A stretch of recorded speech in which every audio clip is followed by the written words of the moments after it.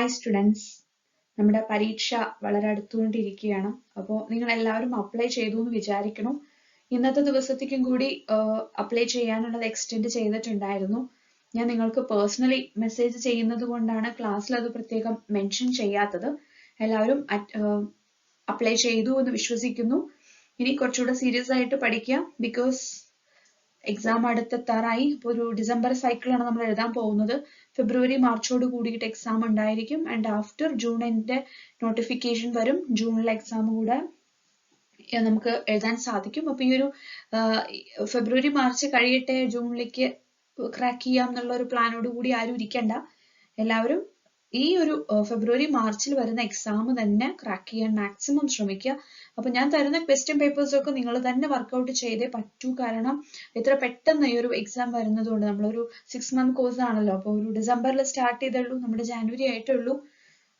ജൂണിലേക്ക് complete ആവുന്ന രീതിയിലാണ് നമ്മുടെ ഒരു ടോപ്പിക്സ് ഒക്കെ ഷെഡ്യൂൾ ചെയ്തിരിക്കുന്നത്. അപ്പോൾ എന്തായാലും ഞാൻ പെട്ടെന്ന് ഇമ്പോർട്ടൻസ് പോയിന്റ്സ് ഒക്കെ പെട്ടെന്ന് തരുന്നുണ്ട്. അപ്പൊ അത് നിങ്ങൾ എല്ലാവരും കവർ ചെയ്യാം. അപ്പോൾ കൂടുതൽ സംസാരിച്ച് സമയം കളയുന്നില്ല. ഓക്കെ, അപ്പോൾ ഇന്നത്തെ ക്ലാസ്സസ് ആരംഭിക്കുകയാണ്. ഫ്രീഡം ഓഫ് ദ പ്രസ്, ഇതാണ് ഇന്നത്തെ topic. Freedom of the press.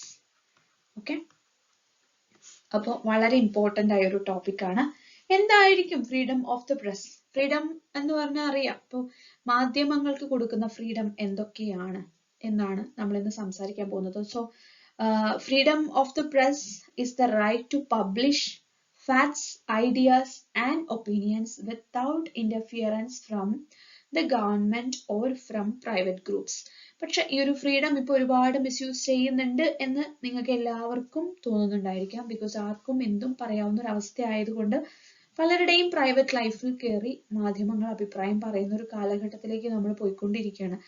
ആവശ്യമുള്ളിടത്തും ആവശ്യമില്ലാത്തിടത്തും ഒക്കെ മാധ്യമങ്ങൾ മാത്രമല്ല എല്ലാവരും ഇനി ഒരു പ്രസ്സിനെ മാത്രം പറയല്ല, ഒരു ഫ്രീഡം ഓഫ് ദ പ്രസ്, പ്രസ്സിന് മാത്രമല്ലല്ലോ സംസാരിക്കാനുള്ള ഒരു ഫ്രീഡം. അപ്പൊ നമ്മൾ ഇന്ന് പ്രസ്സിനെ കുറിച്ച് സംസാരിക്കുന്നത് കൊണ്ട് ഞാൻ പറഞ്ഞു. അപ്പം ഒരു ജേർണലിസം കഴിയാതെ അല്ലാതെ തന്നെ ഓൺലൈൻ ജേർണലിസം ചെയ്യുന്ന ആളുകൾ, ഫ്രീലാൻസ് ആയിട്ട് വർക്ക് ചെയ്യുന്ന ആളുകൾ, ജേർണലിസ്റ്റ് അല്ലാത്ത ആളുകൾ ഓൺലൈൻ മീഡിയാസ് നടത്തുന്നുണ്ട്. അപ്പൊ ആർക്കും എന്തും പറയാവുന്ന ഒരു അവസ്ഥയിലേക്ക് എത്തിയിട്ടുണ്ട്. So this right applies to print media, then including books, newspapers and electronic media ഒക്കെ ഉണ്ട്. അതിൽ റേഡിയോ, TV ഒക്കെ ഇൻക്ലൂഡഡ് ആവും.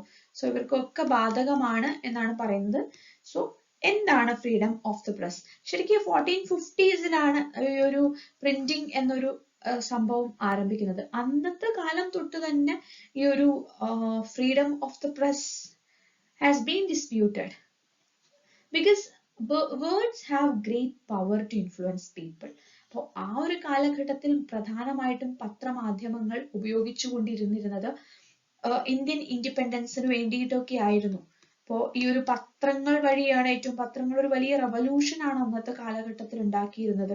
പീപ്പിൾസിനോട് ഇപ്പോൾ ഗാന്ധിജി ഒരു സത്യാഗ്രഹം പ്ലാൻ ചെയ്യുന്നുണ്ട് എന്ന കാര്യം പത്രത്തിലൂടെ ആയിരിക്കും അവർ അറിയുന്നുണ്ടാവുക. അങ്ങനെയായിരിക്കും ആളുകൾ സംഘടിക്കുന്നുണ്ടായിരിക്കുക.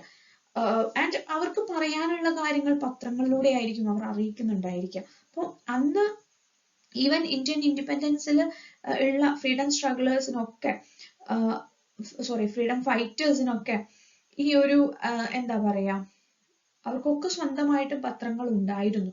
Okay, a number of governments place limits on the press because they believe the power of words would be used to oppose them. Okay, many governments have taken control over the press and use them to promote their interest. അങ്ങനത്തെ പത്രങ്ങളുണ്ട്, അതായത് political പത്രങ്ങളുണ്ട്, party പത്രങ്ങൾ. ഇപ്പോൾ കേരളത്തില് ദേശാഭിമാനി, ജന്മഭൂമി, വീക്ഷണം, ഇതൊക്കെ ഓരോ party പത്രങ്ങളാണെന്ന് നമുക്കറിയാം. So അങ്ങനെ ഗവൺമെന്റിന്റെ കൺട്രോളിൽ വെക്കുന്ന പത്രങ്ങളും ഉണ്ട്. അവർക്ക് ഫ്രീഡം എന്ന് പറയുന്നത് ഇല്ല എന്ന് തന്നെ പറയാം. Most publishers, writers and journalist on the other hand fight for as much freedom as possible. ഈ ഫ്രീഡം ഓഫ് പ്രസ് എന്ന് പറയുന്നത് നമ്മുടെ ഇന്ത്യൻ കോൺസ്റ്റിറ്റ്യൂഷനിൽ എങ്ങനെയാണ് പരാമർശിച്ചിരിക്കുന്നത് എന്ന് നമുക്ക് നോക്കാം. അപ്പോൾ ഇന്ത്യൻ കോൺസ്റ്റിറ്റ്യൂഷനിൽ freedom of speech and expression എന്ന് പറയുന്ന ഒരു ഫണ്ടമെന്റൽ റൈറ്റ് ഉണ്ട്. അത് ആർട്ടിക്കിൾ 19(1)ലാണ് 1A ഇത് പറഞ്ഞിരിക്കുന്നത്. Article 19(1)A of the Constitution is ഒരു ഫണ്ടമെന്റൽ റൈറ്റ് ആണ്. ഫണ്ടമെന്റൽ റൈറ്റ് പറഞ്ഞാൽ നിങ്ങൾക്ക് അറിയുമായിരിക്കും. മൗലിക അവകാശങ്ങൾ. ഇന്ത്യൻ കോൺസ്റ്റിറ്റ്യൂഷൻ എന്താണെന്നൊക്കെ ഒരു ഔട്ട്ലൈൻ ഒക്കെ നിങ്ങൾക്ക് അറിയുമായിരിക്കും. അതിനിപ്പോ ഡീറ്റെയിൽ ആയിട്ട് എനിക്ക് പറയാൻ സാധിക്കില്ല. പാർട്ട് 3 ഓഫ് ദി ഇന്ത്യൻ കോൺസ്റ്റിറ്റ്യൂഷനിലാണ് ഫണ്ടമെന്റൽ റൈറ്റ്സിനെ കുറിച്ച് പറയുന്നത്. നമുക്ക് 6 ഫണ്ടമെന്റൽ റൈറ്റ്സ് ആണുള്ളത്. അതിലെ ഒരു ഫണ്ടമെന്റൽ റൈറ്റ് എന്ന് പറയുന്നത് ഈ പറയുന്ന freedom of speech and expression ആണ്. അപ്പോൾ in our country, pride of place has been given to freedom of speech and expression, which is the mother of all liberties. Freedom of speech and expression എന്ന് പറയുന്ന ഒന്നുകൂടി ഉണ്ട്. അപ്പോൾ the freedom is referred to in general terms and includes not only freedom of speech, freedom of expression കൂടെ കൊടുക്കുന്നുണ്ട്. അപ്പോൾ freedom of expression എന്ന് പറഞ്ഞു കഴിഞ്ഞാൽ free circulation of ideas without any restraints on publication. അപ്പോൾ Article 19(1) of the Constitution എന്താണ് പറയുന്നത്? All citizens shall have the right to freedom of speech and expression. അതാണ് ആർട്ടിക്കിളിൽ പറയുന്നത്. Although prime importance is accorded to the freedom of speech and expression. This freedom is not absolute. Article 19(2) പറയുന്നത് imposes reasonable restrictions. ഉണ്ട്. Okay. അപ്പോൾ restrictions ഏതൊക്കെയാണെന്ന് നമുക്ക് നോക്കാം. ചില restrictions ഉണ്ട്. Completely freedom കൊടുത്തിട്ടില്ല. Reasonable restrictions in the exercise of this right in the interest of sovereignty and integrity of India. Security of the state. അതേതൊക്കെയാണെന്ന് ഞാൻ ഇവിടെ എഴുതാം. ഓക്കെ, അതായിരിക്കും കുറച്ചുകൂടെ നല്ലത്. Sovereignty and integrity of India. Then security of the state.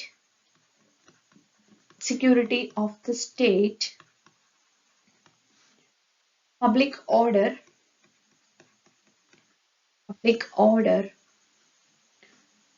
Decency or morality, decency or morality, contempt of court,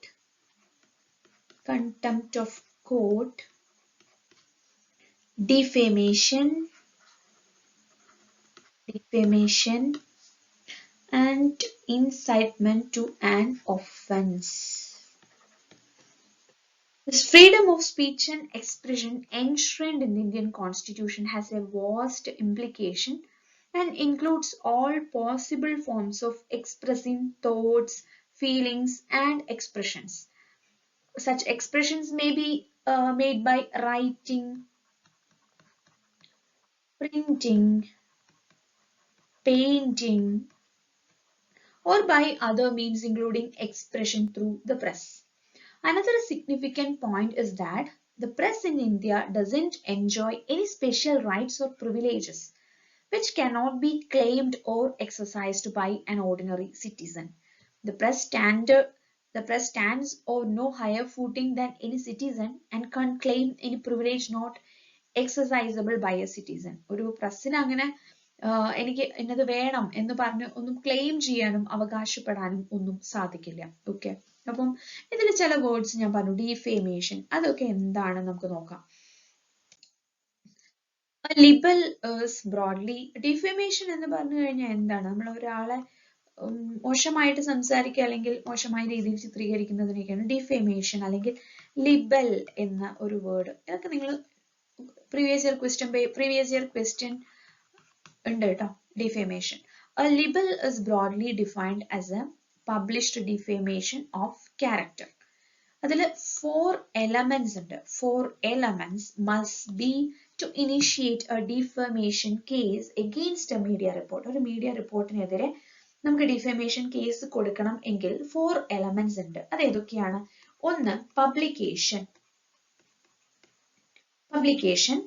communication to a third party. അതായത് നമ്മളിപ്പോൾ ഒരാളെ കുറിച്ച് വാർത്ത കൊടുത്തു, അയാളോട് ഡയറക്ട്ലി ചോദിക്കാതെ അല്ലെങ്കിൽ അയാളെ കുറിച്ച് കൂടുതൽ അറിയുന്ന ഒരു സെക്കൻഡ് പേഴ്സണോട് ചോദിക്കാതെ ഒരു ബന്ധമില്ലാത്ത ഒരു തേർഡ് പാർട്ടിയോട് ചോദിച്ച് അയാൾ പറയുന്നത് കേട്ട് നമ്മളൊരു വാർത്ത കൊടുത്തു എങ്കിൽ then identification എന്ന് പറയുമ്പോൾ that is mentioning the name of the individual or a group of individuals either directly or indirectly. നമ്മൾ ഒരാളെ ഇപ്പോ ഇര എന്നൊക്കെയാണ് നമ്മൾ ഉപയോഗിക്കാറ് അല്ലെ, ഒരിക്കലും പേര് പറയാറില്ല. അങ്ങനെ ചില പ്രശ്നങ്ങളിൽ നമ്മൾ പേര് പറഞ്ഞു കഴിഞ്ഞാൽ അത് വലിയൊരു കേസ് ആയിരിക്കും. ഇപ്പോ ഒരു നടി ആക്രമിക്കപ്പെട്ട കേസ് ഉണ്ടായിരുന്നു. ആ കേസിൽ ആ നടി ആരാണ് എന്ന് പിന്നീട് പറഞ്ഞു എന്ന് പറഞ്ഞിട്ട് വലിയ പ്രശ്നമൊക്കെ ഉണ്ടായതാണ്. നടി ഇപ്പൊ നേരിട്ട് തന്നെ വന്നു അത് ഞാനാണെന്ന് പറഞ്ഞു പത്രസമ്മേളനമൊക്കെ നടത്തി ഇപ്പൊ റീസെന്റ് ആയിട്ട്. പക്ഷെ അവരുടെ പേര് ആദ്യം ആ ഒരു നടിയുടെ പേര് പറഞ്ഞിട്ടാണ് ഈ നടി ആക്രമിക്കപ്പെട്ടു എന്ന വാർത്തകൾ വന്നിരുന്നത്. അങ്ങനെയൊന്നും കൊടുക്കാൻ സാധിക്കില്ല, പ്രത്യേകിച്ച് ഇത്തരത്തിലുള്ള സെൻസിറ്റീവ് ആയിട്ടുള്ള കേസുകൾ. Okay, next harm to a person's reputation. ഒരു പേഴ്സൺസിന്റെ റെപ്യൂട്ടേഷനെ ബാധിക്കുന്ന രീതിയിലുള്ള വാർത്തകൾ, അതായത് അദ്ദേഹത്തിന്റെ ഒരു പേഴ്സന്റെ റെപ്യൂട്ടേഷനെ ഇഞ്ചുറി ചെയ്യുന്ന രീതിയിലുള്ള വാർത്തകളൊക്കെ കൊടുത്തു കഴിഞ്ഞാൽ നമുക്ക് കേസ് കൊടുക്കാം. then proof of fault. ഇല്ലാത്ത വാർത്തയൊക്കെ എഴുതി the plaintiff must prove actually ഒരു കൃത്യമായിട്ടുള്ള ഒരു എന്താ പറയാ തെളിവില്ലാതെ ഒരു വാർത്ത കൊടുത്തു കഴിഞ്ഞാൽ അത് വലിയൊരു പ്രശ്നമായിരിക്കും. സോ ഇതൊക്കെയാണ് ഡിഫേമേഷൻ വരുന്നതിന് കാരണമാകുന്നത്. Okay, defences against defamation. അപ്പോൾ ഇതിനെതിരെയുള്ള ഒരു ഡിഫൻസ് എന്തൊക്കെയാണ് എന്ന് നോക്കാം. അപ്പം ഡിഫേമേഷൻ പറഞ്ഞ ഈ 4 എലമെന്റ്സുകളാണ് ഉള്ളത്. അപ്പം ഏതൊക്കെയാണ് ആ എലമെന്റ്സ് എന്ന് നോക്കിക്കഴിഞ്ഞാൽ പബ്ലിക്കേഷൻ, ഐഡന്റിഫിക്കേഷൻ, then reputation. ശരിക്കും ഇപ്പോ ഈ ഒരു ഡിഫമേഷൻ എന്ന് പറഞ്ഞു കഴിഞ്ഞാൽ നമ്മൾ മാനനഷ്ടത്തിന് കേസ് കൊടുക്കുക എന്നൊക്കെ പറയില്ലേ, അതന്നെയാണ് കേട്ടോ ഒരു മാനഹാനി സംഭവിക്കുക അല്ലെങ്കിൽ നമ്മൾ അപകീർത്തിപ്പെടുത്തുക. ഇതൊക്കെയാണ് അതിന്റെ ഒരു കറക്റ്റ് മലയാളം വേർഡ്. ഓക്കെ, അപ്പോൾ ഇനി ഡിഫൻസസ് എഗെയിൻസ്റ്റ് ഡിഫമേഷൻ എന്ന് പറഞ്ഞു കഴിഞ്ഞാൽ the principal defenses against libel or defamation cases involving the press are provable truth, privileges of reporting fairly and truly official proceedings or statements, right of fair comment, constitutional defenses, consent and mitigatory defenses. And അത് ഏതൊക്കെയാണെന്ന് നമുക്ക് നോക്കാം. ഇപ്പോൾ ഒരു defences എന്തൊക്കെയാണ്, അവർക്ക് പ്രതിരോധിക്കാൻ സാധിക്കുന്നത്. ഒരു മാനനഷ്ടത്തിന് കേസ് കൊടുത്തുവെങ്കിൽ ഈ മീഡിയക്ക് എങ്ങനെ ഇതിനെ ഡിഫമേഷൻ എതിരെ എങ്ങനെ ഡിഫൻസ്. അപ്പൊ ഒരു ട്രൂത്ത് ഒരു എലമെന്റ് ആണ്. അതെങ്ങനെയാണെന്ന് വെച്ചാൽ പ്രൂവബിൾ ട്രൂത്ത്, അത് കറക്റ്റ് ന്യൂസ് സ്റ്റോറി ആണ്, ഇതൊരു കംപ്ലീറ്റ് ഡിഫൻസ് ആണ്. ഓക്കെ, അവിടെ പ്രൂവബിൾ ആയിട്ട് അവർ ഇൻവെസ്റ്റിഗേറ്റ് ചെയ്ത കാര്യങ്ങളെല്ലാം അവരവിടെ സബ്മിറ്റ് ചെയ്യാണ് എങ്കിൽ അതൊരു പ്രശ്നമല്ല. The best safeguard against a libel litigation is to make certain before publication that any potentially defamatory statement is true and that it can be proved to be true. അത് prove ചെയ്യാൻ സാധിക്കണം, അത് true ആണെന്ന് prove ചെയ്യാൻ സാധിക്കണം. Then privilege of reporting truly and fairly. Journalists are privileged to provide a full, fair and accurate report of court proceedings, Parliament, legislative assemblies, official discharge of public officials' duties, etc. Both the press and the persons involved in these activities are protected from legal proceedings. Okay, so avarku oru full fair aayittulla allengil accurate aayittulla court proceedings um parliament um okke oru privilege koduthittunde. വളരെ truly അല്ലെങ്കിൽ fairly ആയിട്ടുള്ള റിപ്പോർട്ടുകൾ ചെയ്യാനുള്ള ഒരു privilege ജേർണലിസ്റ്റുകൾക്ക് ഉണ്ട്. Okay, അപ്പൊ ശരിയാണെങ്കിൽ അത് കൊടുക്കുന്നതിനോട് ഒരു തെറ്റുമില്ല. പിന്നെ ആരൊക്കെ മാനനഷ്ടത്തിന് കേസ് കൊടുത്തിട്ടും കാര്യമില്ല, പറഞ്ഞത് സത്യമാണെങ്കിൽ no problem. So fair comment. The right of fair comment by a newspaper extends to its reports on public performance by musicians, stage performers, coaches, players, artists, writers and others who present their work of performance to the public. Okay, അപ്പോൾ ഒരു fair comment കൊടുക്കാനുള്ള ഒരു right ഉണ്ട്, ഒരു news പേപ്പറിന് ഉണ്ട്. കാരണം അത് നന്നായി എന്ന് പറയുന്നത് ഇപ്പൊ ഒരു മ്യൂസീഷ്യൻസ് ആയിട്ട് ഒരു സ്റ്റേജ് പെർഫോം ആയിക്കോട്ടെ, അതിനെ നമുക്ക് നല്ല രീതിയിൽ കൊടുക്കാനുള്ള ഒരു പ്രിവിലേജ് അല്ലെങ്കിൽ ഒരു കൊടുക്കാനാണ് സാധിക്കും. ദെൻ കോൺസ്റ്റിറ്റ്യൂഷണൽ ഡിഫൻസസ് എന്ന് പറഞ്ഞു കഴിഞ്ഞാൽ കോൺസ്റ്റിറ്റ്യൂഷണൽ ഡിഫൻസസ് എന്ന് പറഞ്ഞാൽ anything said or done by the members inside the parliament or legislative assemblies, the testimony of a witness during a trial in a court, etc. are absolute defenses against libel cases. അതായത് ഈ പാർലമെന്റിന്റെ ഉള്ളിൽ അല്ലെങ്കിൽ legislative അസംബ്ലിക്ക് ഉള്ളിൽ സംഭവിച്ച കാര്യങ്ങളെ report ചെയ്തുവെങ്കിൽ അവിടെ ഒരു വിറ്റ്നസ് ഉണ്ട് എന്ന് നമുക്ക് ആ ഒരു കോർട്ട് ടൈമിൽ നമുക്കൊരു വിറ്റ്നസിനെ അവിടെ നമുക്ക് എത്തിക്കാൻ സാധിക്കുമെങ്കിൽ നമുക്ക് അവിടെ വലിയ പ്രശ്നങ്ങൾ വരില്ല. അപ്പൊ ഒരു കോൺസ്റ്റിറ്റ്യൂഷണൽ ഡിഫൻസസ് അങ്ങനെയാണ് ഉണ്ടാവുക. Then mitigatory defenses പറയുമ്പോൾ providing absence of malice helps to mitigate or lessen the amount of damages awarded. A retraction, correction, apology, etc. published are mitigatory defenses. Okay. ഒരു proving the absence of malice. ആ ഒരു malice എന്ന് പറഞ്ഞു കഴിഞ്ഞാൽ അത് നമ്മൾ prove ചെയ്ത് കഴിഞ്ഞാൽ അവിടെ നമുക്ക് ആ ഒരു പണിഷ്മെന്റിന്റെ തുക നമുക്ക് കുറയ്ക്കാൻ സാധിക്കും. ചിലപ്പോൾ ചിലർ പക പോക്കാൻ വേണ്ടിയിട്ടൊക്കെ മാനനഷ്ടത്തിന് കേസ് കൊടുക്കും. അത് നമ്മൾ പ്രൂവ് ചെയ്ത് ഇവർ പകരം വീട്ടുന്നതിന് വേണ്ടി എനിക്കെതിരെ കൊടുത്തതാണ് എന്ന് നമുക്ക് പ്രൂവ് ചെയ്യാൻ സാധിക്കണം. അങ്ങനെയാണെങ്കിൽ നമുക്ക് അവിടെ ഒരു the lessen the amount of damages awarded. Okay. And നമുക്കൊരു അപ്പോളജി മാപ്പ് പറഞ്ഞ് നമുക്ക് അതിനെ തീർക്കാൻ പറ്റും, ഒത്തുതീർപ്പിലേക്ക് എത്തിക്കാൻ സാധിക്കും. അപ്പൊ ഇതൊക്കെയാണ് ഡിഫൻസസ് അഗെയിൻസ്റ്റ് ഡിഫമേഷൻ. നെക്സ്റ്റ് നമുക്ക് റൈറ്റ് ടു ഇൻഫോർമേഷൻ ആക്ട് നോക്കാം. റൈറ്റ് ടു ഇൻഫോർമേഷൻ ആക്ട് നമുക്ക് നോക്കാം. RTI 2005 ആണ് ഈ ഒരു ഇയർ ഓർത്ത് വെച്ചുള്ളൂ, 2005. Right to information is central to a democratic government. നമുക്ക് വിവരാവകാശം എന്ന് പറയുന്നത് അതൊരു ഡെമോക്രാറ്റിക് ഗവൺമെന്റിന്റെ ഒരു അവകാശമാണ്. All that are legislated and executed by an elected government should be transparent. ഒരു elected government എന്ന് പറയുന്നത് വളരെ ട്രാൻസ്പെറന്റ് ആയിരിക്കണം. ബിക്കോസ് നമ്മളൊരു ജനാധിപത്യ രാജ്യത്താണ് ജീവിക്കുന്നത്. ജനങ്ങൾ തെരഞ്ഞെടുക്കുന്ന ആളുകളാണ് നമ്മളുടെ രാജ്യം ഭരിക്കുന്നത്. സോ ജനങ്ങൾക്കെല്ലാം അറിയാനുള്ള അവകാശമുണ്ട്. ഓക്കെ. ഇത് നമ്മളിപ്പോ ഒരു ചൈനയിലാണ് പോയിട്ട് പറയണമെങ്കിൽ അപ്പൊ തന്നെ നമ്മളെ പിടിച്ച് ജയിലിലിടും അല്ലെങ്കിൽ വെടിവെച്ചു കൊല്ലും. പക്ഷെ ഇന്ത്യ എന്ന് പറയുമ്പോൾ എല്ലാം ട്രാൻസ്പെറന്റ് ആയിരിക്കണം എന്നൊരു നിയമമുണ്ട്. 2005 അങ്ങനെ ഒരു നിയമം വന്നിട്ടുണ്ട്. Right to information act. A citizen should not only have the freedom to speech. സംസാരിക്കാനും എക്സ്പ്രസ് ചെയ്യാനും മാത്രമല്ല, എല്ലാം അറിയുന്നതിനുള്ള ഒരു അവകാശം കൂടെ നമ്മളുടെ ഇന്ത്യയിലെ ജനങ്ങൾക്ക് ഉണ്ട്. Information on the government documents, press releases, circulars, reports, samples, models, logbooks, file jottings, എന്തു ആയിക്കോട്ടെ, എന്തിനെ കുറിച്ചും നമുക്ക് ഈ വിവരാവകാശ നിയമപ്രകാരം ചോദിച്ച് വാങ്ങിക്കാം. അപ്പോൾ ഇന്ത്യൻ പാർലമെന്റ് ഈ ഒരു നിയമം പാസാക്കിയത് May 11, 2005 May 11, 2005. This act came into force. ഇത് വന്നത് ഒക്ടോബർ 12, 2005 in all states. എല്ലായിടത്തും വന്നു, പക്ഷെ ജമ്മു ആൻഡ് കാശ്മീരിൽ വന്നിട്ടുണ്ടായിരുന്നില്ല. ഓക്കെ.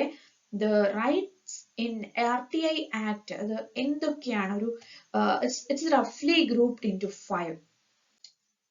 ആ 5 rights എന്ന് പറയുന്നത് എന്തൊക്കെയാണ്? Right to pose questions and seek information from government. Okay. Right to pose questions. ഞാൻ പറയുമ്പോൾ നിങ്ങൾ പറ്റിയൊന്ന് എഴുതിയെടുക്കണേ. Right to pose questions and seek information from government. Then right to get copies of government documents. Government documents ന്റെ copies നമുക്ക് കിട്ടണം. Government documents ന്റെ copies. Then right to inspect any government documents. ഏത് government document ആയിക്കോട്ടെ അത് നമുക്ക് inspect ചെയ്യാനുള്ള right ഉണ്ട്. Okay. Then right to collect samples of government works. Government works ന്റെ samples നമുക്ക് കളക്ട് ചെയ്യാനുള്ള അധികാരമുണ്ട്, അവകാശമുണ്ട്. Then right to inspect the works undertaken by the government. ഗവൺമെന്റിന്റെ അണ്ടറിൽ വരുന്ന വർക്കുകളെ നമുക്ക് ഇൻസ്പെക്ട് ചെയ്യുന്നതിനുള്ള അവകാശമുണ്ട്. അധികാരമല്ല, അവകാശമാണ്. Sorry. Citizens can seek information not only from government departments but also from anybody, company, corporation that run on government funds. Government funds il run ചെയ്യുന്ന company ആയിക്കോട്ടെ, ഒരു കോർപ്പറേഷൻ ആയിക്കോട്ടെ, അതിന് അണ്ടറിൽ എന്ത് സംഭവിക്കുന്നു അത് അറിയുന്നതിനുള്ള അവകാശം ഗവൺമെന്റിന് ഉണ്ട്. ഈ ഒരു കോർട്ട് ഫീ സ്റ്റാമ്പിന്റെ റുപ്പീസ് എത്രയായിരുന്നു എന്നൊരു ക്വസ്റ്റ്യൻ വന്നിട്ടുണ്ടായിരുന്നു. court fee stamp of rupees 10 rupees ആണ് നമ്മൾ ഈ ഒരു വൈറ്റ് പേപ്പറിന് കൊടുക്കേണ്ടത്. Citizen can apply for information on a white paper with a court fee stamp of rupees 10. അപ്പോൾ ഈ ഒരു ക്വസ്റ്റ്യൻ ഒരു PSC ക്വസ്റ്റ്യൻ കൂടി ആയിരുന്നു കേട്ടോ. ഈ ഒരു court fee stamp of rupees 10 എന്നുള്ളത് it should be addressed to the information officer, assistant information officer. Okay, അപ്പോൾ നിങ്ങൾക്ക് ഇനി ഞാൻ ഒരു കാര്യം കൂടി പറയാം. ഈ ഒരു ഇൻഫോർമേഷൻ ഓഫീസർ എന്ന പരീക്ഷ സാധിക്കുകയാണെങ്കിൽ എഴുതണം. PSC തരുന്ന ഒരു എക്സാം ആണിത്. ഇത് 10 വർഷത്ത് കൂടുമ്പോൾ അങ്ങനെയൊക്കെ വരുള്ളൂ തോന്നുന്നു. 2017 എന്തോ ആണ് ലാസ്റ്റ് എക്സാം നടന്നത്. സോ നിങ്ങൾക്ക് സാധിക്കുമെങ്കിൽ ഈ എക്സാമിന് വേണ്ടി നന്നായി പഠിച്ച് എഴുതി കഴിഞ്ഞാൽ നിങ്ങൾക്കൊരു ഇൻഫോർമേഷൻ ഓഫീസർ ആയിട്ട് വർക്ക് ചെയ്യാൻ സാധിക്കും. ഓക്കെ, ഗവൺമെന്റ് ജോലിയാണ്. ഒരു മീഡിയ പേഴ്സന്റെ ഏറ്റവും നല്ലൊരു വലിയൊരു ആഗ്രഹമായിരിക്കണം ഒരു ഇൻഫോർമേഷൻ ഓഫീസർ ആവുക എന്നത്. ഓക്കെ, ഞാൻ ഇതിന്റെ കൂടെ പറഞ്ഞു എന്ന് മാത്രം. For information should be processed in the ഒരു 30 to 35 ഡേയ്സിനുള്ളിൽ ഈ ഒരു ഇൻഫോർമേഷൻ ഈ പറയുന്ന അപ്ലിക്കന്റിന് എത്തിക്കണം എന്നാണ്. Emergency information that affects in life and freedom of A person should be handed over. വളരെ എമർജൻസി ആയ കേസുകളൊക്കെ 48 അവേഴ്സിനുള്ളിൽ എത്തണം എന്നാണ്. If information is not handed over or rejected without proper reasons, provide incomplete or misleading information, RTI Act has provision to impose. അങ്ങനെയാണെങ്കിൽ fine അടക്കേണ്ടി വരും. 250 to 25,000 rupees വരെ fine വരാൻ ചാൻസ് ഉണ്ട്. ഫ്രം ഈ ഗവൺമെന്റ് സർവൻസ് അടക്കേണ്ടി വരും. സോ അവർ വളരെ സീരിയസ് ആയിട്ട് ചെയ്യേണ്ട ഒരു കാര്യമാണിത്. Information officer. There is also provision to appeal to higher bodies for not getting the എനിക്ക് കൃത്യമായൊരു ഇൻഫോർമേഷൻ കിട്ടിയില്ല എന്ന് നിങ്ങൾക്ക് വേണമെങ്കിൽ അപ്പീൽ ചെയ്യാം. ഹയർ ബോഡീസിൽ പോയിട്ട് കംപ്ലൈന്റ് ചെയ്യാം. ഓക്കെ, അപ്പൊ നമ്മൾ ഇന്ന് ഫ്രീഡം ഓഫ് പ്രസ് എന്താ പഠിച്ചു, അവർ ആക്ട് എന്താന്ന് മനസ്സിലാക്കി, അതിൽ ഡിഫമേഷൻ എന്താന്ന് മനസ്സിലാക്കി, ഡിഫമേഷനിൽ ഡിഫൻസ് എഗെയിൻസ്റ്റ് ഡിഫമേഷൻ എന്താണെന്ന് നമ്മൾ നോക്കി, then right to information act നോക്കി. ഇനി നമുക്ക് നെക്സ്റ്റ് ക്ലാസ്സിൽ കണ്ടംപ്റ്റ് ഓഫ് കോർട്ട് ആക്ട് 1971 എന്താണ് എന്നും ബാക്കി കാര്യങ്ങളൊക്കെ നമുക്ക് ഡിസ്കസ് ചെയ്യാം. ഓക്കെ.